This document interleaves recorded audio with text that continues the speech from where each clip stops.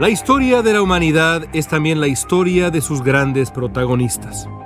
Hombres y mujeres sin los cuales es imposible entender el rumbo del planeta. Los aciertos y los errores de aquellos que en su momento estuvieron al mando de grandes ejércitos, países poderosos o grandes movimientos espirituales marcaron para siempre la humanidad. En muchos casos, esas decisiones tuvieron eco por siglos o hasta milenios. Mucho tiempo después de que se extinguiera la llama de la vida de aquel protagonista. Pero la historia no solo pertenece a los hombres y mujeres que por sus logros o su liderazgo se ganaron un sitio imborrable en el gran libro de nuestra memoria colectiva. Por desgracia, la historia también pertenece a aquellos que, en un arrebato pasional o como parte de un cruel cálculo político, arrebataron la vida a los grandes líderes de este y otros tiempos. Y es que la historia está llena de magnicidios que cambiaron casi de un momento a otro el rumbo de países o continentes enteros, o incluso de la humanidad misma. La lista es dolorosamente larga. Habría que comenzar con el que fue quizá el asesinato más célebre de la historia, una muerte que cambió de mil maneras a la humanidad.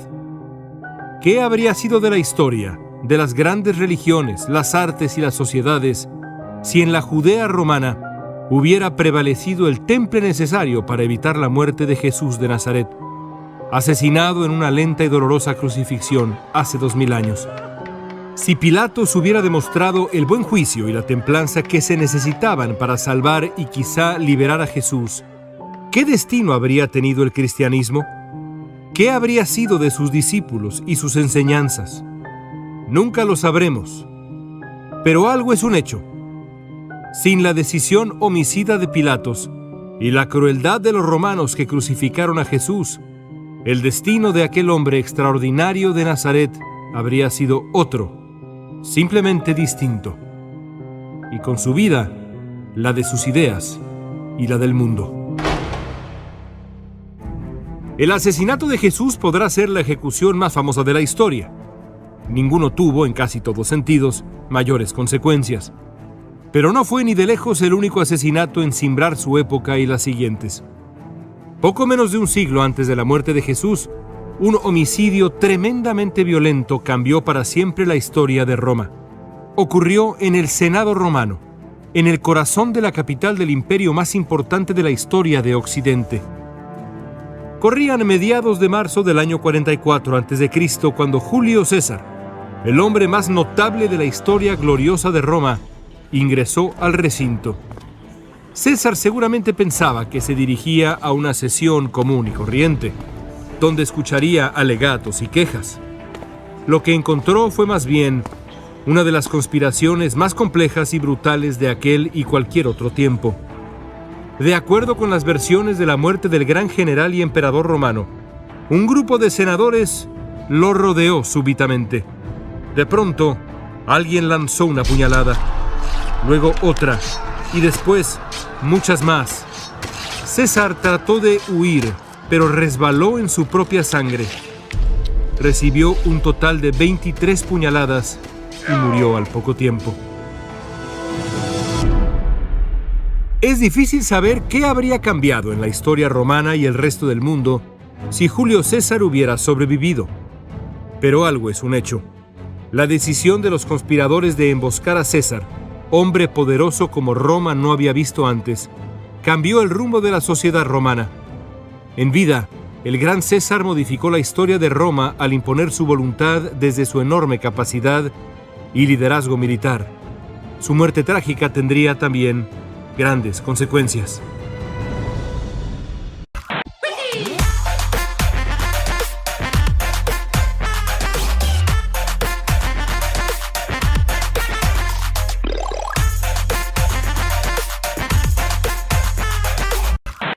Otros asesinatos han tenido secuelas muy específicas y dramáticas para la historia humana.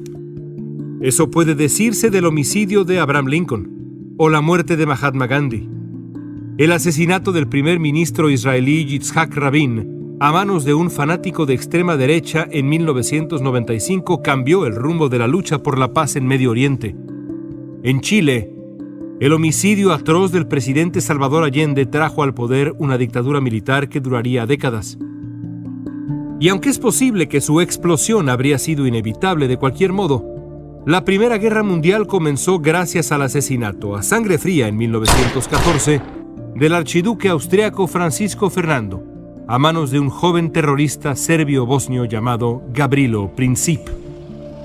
Los disparos de Princip desencadenarían un conflicto que a lo largo de los siguientes 4 años le costarían la vida a 40 millones de seres humanos. De ese calibre fueron las consecuencias del acto homicida de un solo criminal. La historia de México está llena de magnicidios de consecuencias funestas.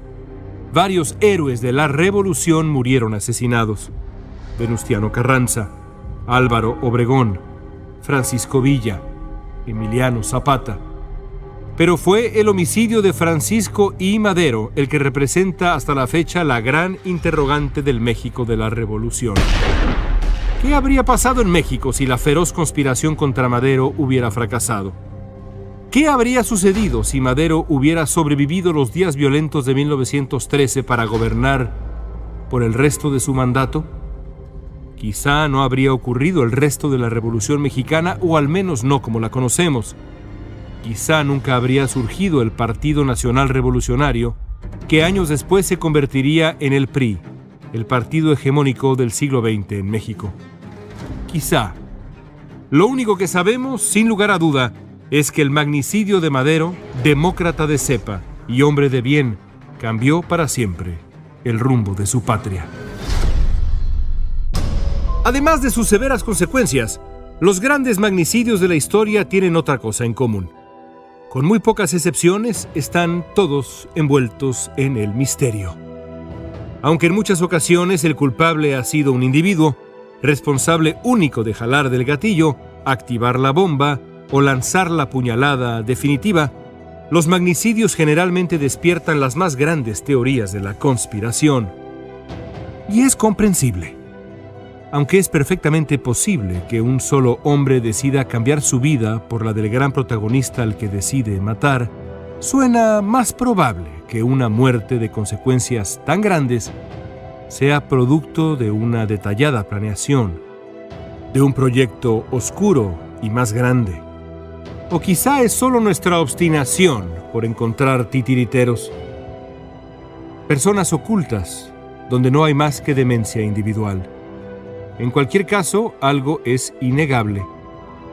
Los grandes asesinatos de la historia humana han dado siempre para hurgar en la tierra de las conjuras.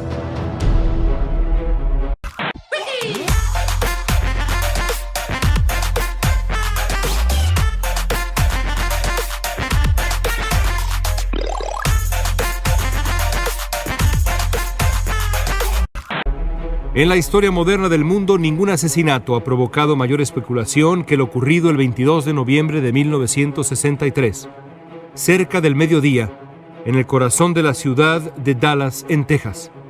La víctima fue una de las figuras más emblemáticas de la política estadounidense en la segunda mitad del siglo XX, y la manera como perdió la vida ha dado pie a más de 6 décadas de especulación. Se trata del magnicidio del presidente de Estados Unidos, John Fitzgerald Kennedy. Para finales de 1963, John F. Kennedy había cumplido ya casi 3 años como presidente de Estados Unidos. Kennedy había llegado a la presidencia tras vencer al republicano Richard Nixon en la elección de 1960. Kennedy había ganado con claridad y comenzó su mandato con altos índices de popularidad. Era un hombre muy carismático. Kennedy también tenía la fortuna de estar casado con una mujer también muy popular, Jacqueline Bouvier. Ambos eran además relativamente jóvenes. Al comenzar su gobierno, Kennedy tenía solo 43 años, el segundo presidente más joven de la historia de Estados Unidos. Su esposa tenía apenas 31. Solo Frances Folsom, la esposa de 21 años del presidente Grover Cleveland en el siglo XIX, fue una primera dama de menor edad. Ambos eran muy jóvenes. Para muchos en Estados Unidos, Kennedy, su esposa y sus 2 pequeños hijos representaban una promesa. la gran promesa de la segunda mitad del siglo XX, muy lejos de los años sombríos, de la Gran Depresión o las dos grandes guerras mundiales. No por nada a aquella época se le conoció como Camelot, en referencia al tiempo idílico del rey Arturo. Pero la poca experiencia de Kennedy también implicaría costos. Para presidente no se estudia, y la historia le tenía reservada al joven Kennedy una serie de pruebas de enorme complejidad. Ambas tuvieron que ver con Cuba, la isla a la que había llegado un polémico líder apenas unos meses antes del comienzo del gobierno de Kennedy. Otro hombre muy carismático y joven, Fidel Castro. La primera crisis de la presidencia de Kennedy ocurrió en 1961. Cuando el presidente de Estados Unidos autorizó una ambiciosa operación militar para derrocar a Castro. La invasión, protagonizada por alrededor de 1.400 tropas de exiliados cubanos entrenadas por Estados Unidos, debía ingresar a tierra cubana en la llamada Bahía de Cochinos, en la costa sur de la isla. Aprovechando el supuesto factor sorpresa, las fuerzas cubano-estadounidenses avanzarían y reclutarían el supuesto apoyo de los cubanos, que los recibirían, o al menos eso pensaban las autoridades de Estados Unidos, como una suerte de libertadores. Nada de eso ocurrió. La invasión resultó un fiasco histórico. Las fuerzas de Castro se impusieron con facilidad y la operación de Bahía de Cochinos se convirtió en un fracaso sin precedentes para John F. Kennedy. Para bien y para mal, ese error de cálculo lo marcaría para siempre.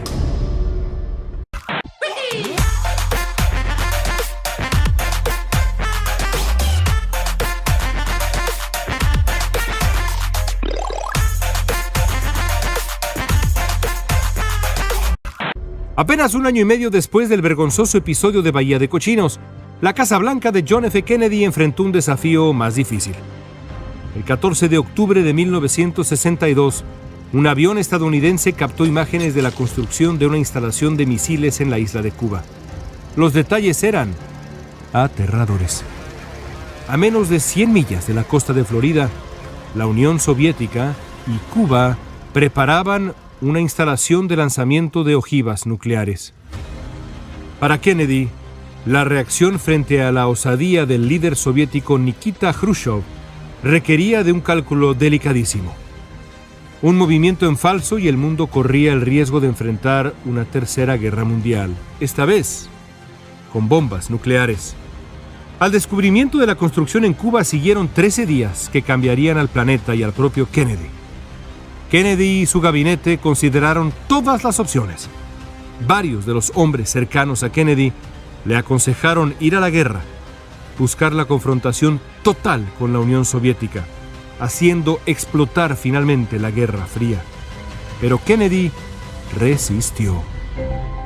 Ante la noticia de que buques soviéticos zarpaban con rumbo a Cuba llevando materiales para la polémica instalación militar, Kennedy anunció un bloqueo naval. Y entonces Kennedy y el mundo entero se dispusieron a esperar la reacción de Khrushchev. El futuro del mundo estaba en juego. Para fortuna de todos, el líder soviético dio marcha atrás y ordenó el regreso de los navíos de la discordia. La construcción de los misiles se detuvo al mismo tiempo que Kennedy se comprometió a no invadir la Cuba de Fidel Castro.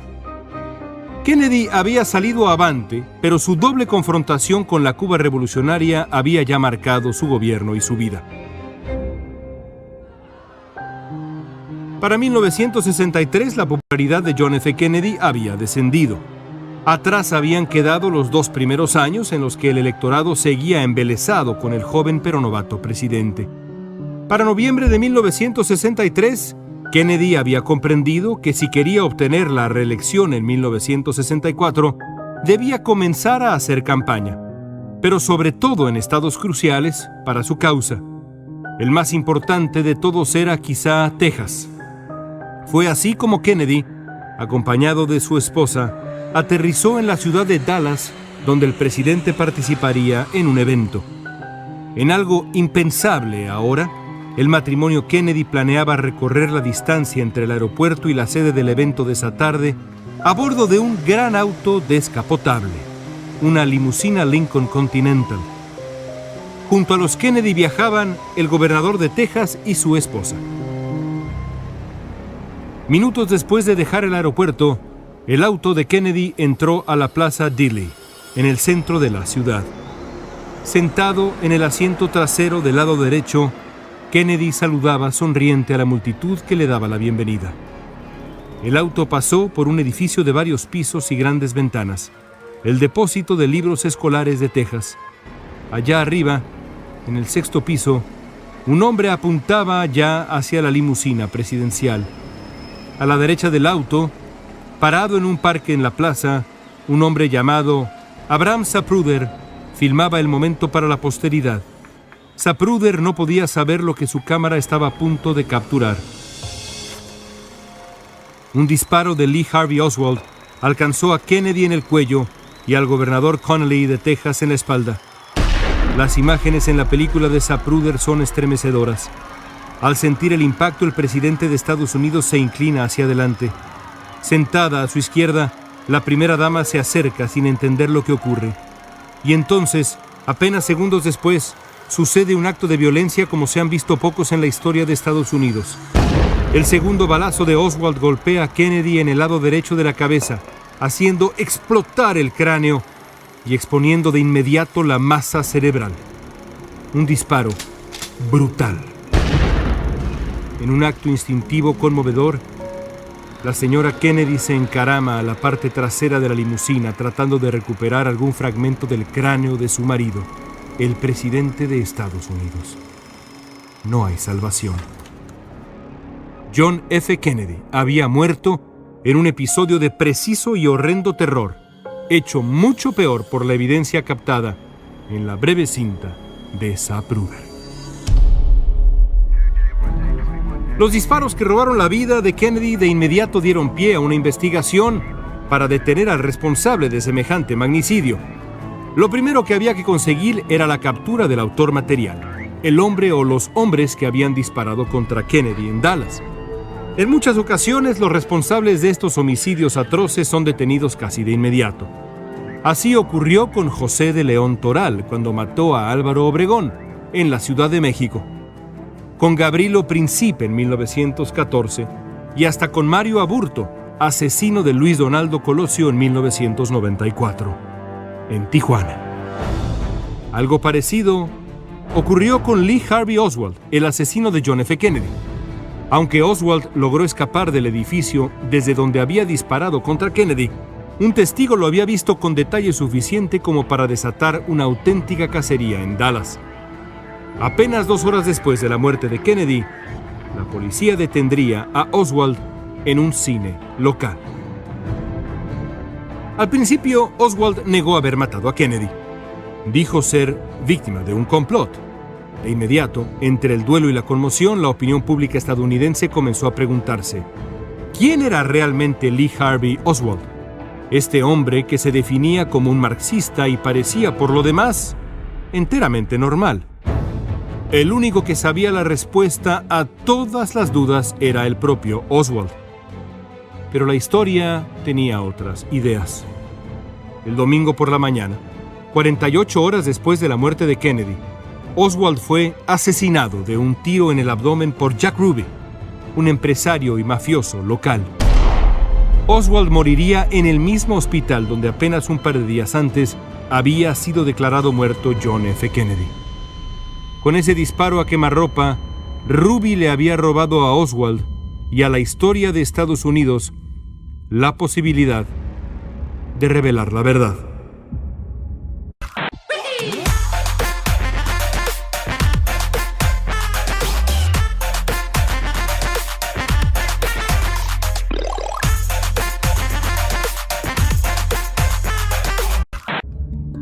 La asombrosa secuencia de eventos que comenzó con el asesinato de John F. Kennedy y culminó con la muerte en televisión y en vivo de su presunto homicida Lee Harvey Oswald, dio paso casi de inmediato a toda una corriente de pensamiento conspirativo en la sociedad de Estados Unidos.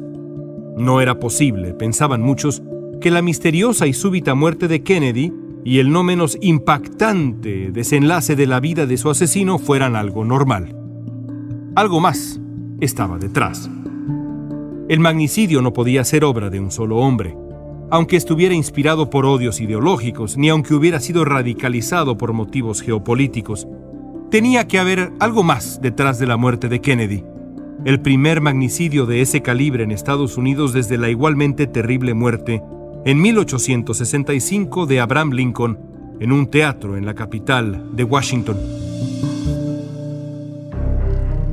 Como muchas veces ocurre cuando la sociedad es testigo de la muerte violenta de uno de sus grandes protagonistas, Estados Unidos comenzó a buscar afanosamente un culpable más grande, una mano que moviera los hilos, una conspiración detrás de los hechos terribles de aquel mediodía en Dallas, Texas.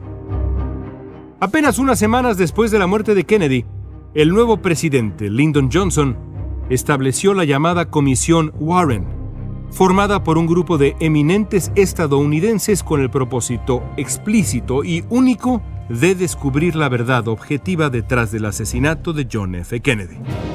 La comisión tendría la encomienda de encontrar, si lo hubiera, a algún cómplice de Oswald. La comisión tardó un año en investigar todo lo ocurrido en Dallas. El resultado fue un reporte de cientos de páginas cuyas conclusiones no callaron los rumores. En muchos sentidos hicieron todo lo contrario. Antes que nada, la Comisión Warren determinó que el total de disparos en contra de Kennedy había sido 3, aunque el presidente sufriera solamente 2 impactos, el último claramente fatal. La comisión también descartó que hubiera un segundo tirador, una de las teorías que habían comenzado a extenderse en Estados Unidos. La precisión de los disparos y la trayectoria hacía suponer a muchos que tenía que haber existido un segundo francotirador en algún lugar de la plaza. La Comisión Warren determinó que eso no había sido así. La reacción de un segmento de la opinión pública fue de escepticismo inmediato.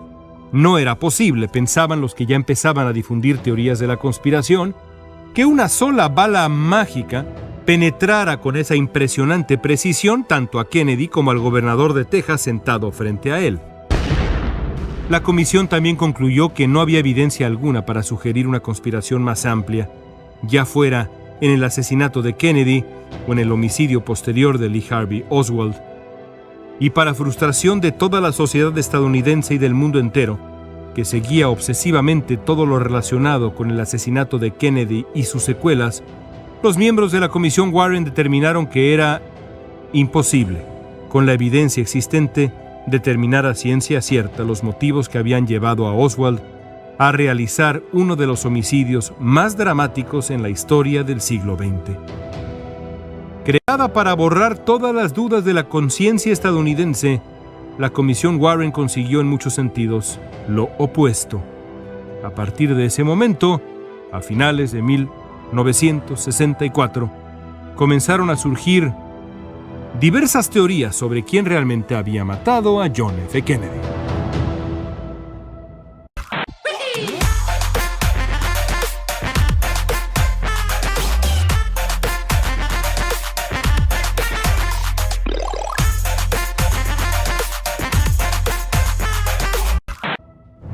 Las primeras 2 teorías de la conspiración se concentraron en lo primero, el acto en sí. Kennedy había sido asesinado de 2 disparos de una precisión casi quirúrgica mientras viajaba en un auto en movimiento. El segundo disparo en particular requería de una enorme habilidad, incluso hoy, cuando las herramientas de la guerra disponibles para un francotirador son mucho más letales y precisas. Desde el 6º piso del edificio donde se encontraba Oswald hasta el auto presidencial en movimiento había una distancia de 81 metros. El calibre de habilidad o de suerte que se requiere para conseguir ese disparo hizo dudar a muchos. La teoría más común es que alguien misteriosamente colocado en una pequeña ladera en la plaza había disparado contra Kennedy desde otro ángulo. Científicos aficionados comenzaron a presentar distintos cálculos geométricos para sugerir las trayectorias diferentes. Aún así, nadie jamás encontró evidencia clara o contundente de que había existido un segundo francotirador en Dallas. Otra teoría de la conspiración se refería a un hombre misterioso parado sobre el césped apenas a unos metros del auto de Kennedy al momento exacto del disparo fatal. Las dudas sobre este hombre tenían que ver con un detalle tétrico. En un día completamente soleado en Dallas, el hombre tenía abierto un gran paraguas color negro. Las dudas sobre la identidad del hombre del paraguas llevaron a muchos a suponer que de alguna manera este hombre había construido un arma dentro del paraguas y había disparado usando un mecanismo digno de alguna película de James Bond. La verdad de la identidad y las intenciones del hombre del paraguas resultaron al final mucho menos hollywoodenses. El hombre llamado Louis Stephen Witt había decidido presentarse ese mediodía en la plaza en Dallas con un paraguas abierto en referencia al apoyo que en su momento había dado el padre de Kennedy en la Segunda Guerra Mundial a la posición del primer ministro inglés Chamberlain, que había apostado por apaciguar a Adolfo Hitler antes que confrontarlo. Chamberlain acostumbraba a llevar consigo siempre un paraguas. De ese modo, ninguna teoría de la conspiración había podido comprobar que el responsable material del asesinato de Kennedy fuera otra persona que Lee Harvey Oswald. Pero en la historia de los grandes asesinatos, a veces hay menos dudas sobre quién jaló el gatillo, en contraste con la curiosidad que genera quién pudo estar detrás, moviendo los hilos, urdiendo el complot. ¿Quién planeó el homicidio? ¿Fue solo Oswald en su locura? ¿O había alguien impulsándolo, llevándolo a cometer ese acto atroz? Esa pregunta ha cautivado la imaginación de millones desde la muerte de John F. Kennedy en Dallas. Quizá la teoría más común sobre los posibles autores intelectuales del homicidio del presidente Kennedy apunta a la mafia estadounidense. Los que defienden esta hipótesis esgrimen dos razones históricas. La primera tiene que ver con los esfuerzos de Robert F. Kennedy, hermano del presidente y fiscal general de aquel tiempo en Estados Unidos, por contener a las organizaciones criminales del país. El joven Kennedy había comenzado una serie de medidas que afectaban los intereses de la mafia. A eso, dicen los que creen en esta teoría, hay que sumar el fallido intento del presidente Kennedy por derrocar a Fidel Castro. La mafia estadounidense, que había invertido cantidades enormes en los casinos en Cuba, necesitaba afanosamente recuperar el control de la isla. Quizá, se piensa, la mafia decidió cobrarse de la peor manera el fracaso de Kennedy en su intento por acabar con el gobierno de la Revolución Cubana. El hecho de que Lee Harvey Oswald fuera asesinado por Jack Ruby, un mafioso de Dallas, apenas unas horas después del asesinato de Kennedy, no hizo más que fortalecer las sospechas. Aún así, no hay evidencia contundente alguna que permita concluir que el magnicidio de Kennedy fuera obra de las organizaciones criminales de Estados Unidos o de cualquier otro país. Las otras dos grandes teorías de la conspiración de la muerte de Kennedy giran de una manera u otra alrededor del régimen cubano de Fidel Castro. Una de ellas sugiere que Oswald había sido usado por el gobierno cubano y la Unión Soviética para matar a Kennedy. La clave de esta hipótesis está en los días que Oswald pasó en la Ciudad de México en septiembre de 1963, apenas un par de meses antes de matar a Kennedy.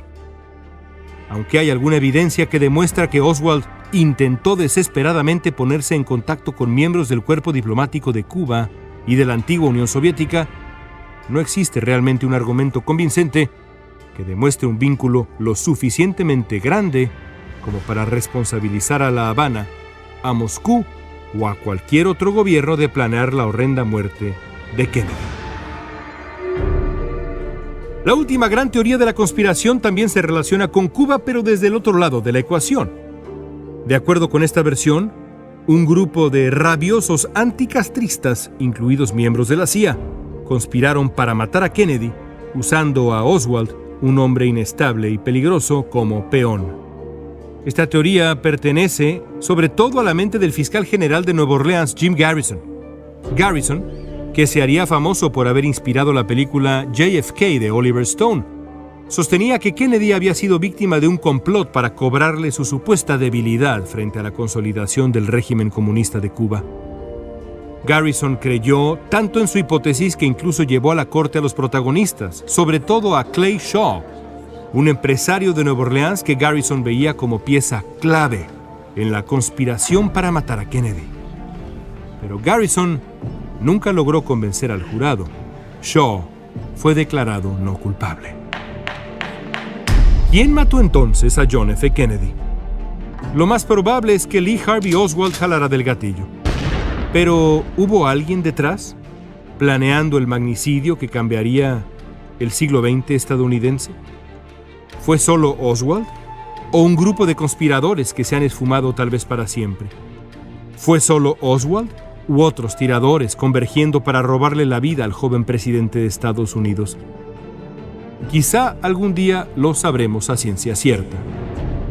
Hasta hoy, sin embargo, el gobierno estadounidense mantiene bajo llave, calificadas como confidenciales, miles de hojas de la investigación del caso. Incluso, el vestido color rosa que llevaba Jacqueline Kennedy está guardado, esperando el paso del tiempo, testigo invisible de un crimen terrible. Tal vez con los años alguien logre descubrir la clave de quién realmente condenó a morir a John Fitzgerald Kennedy, un mediodía soleado en el corazón de la ciudad de Dallas, Texas.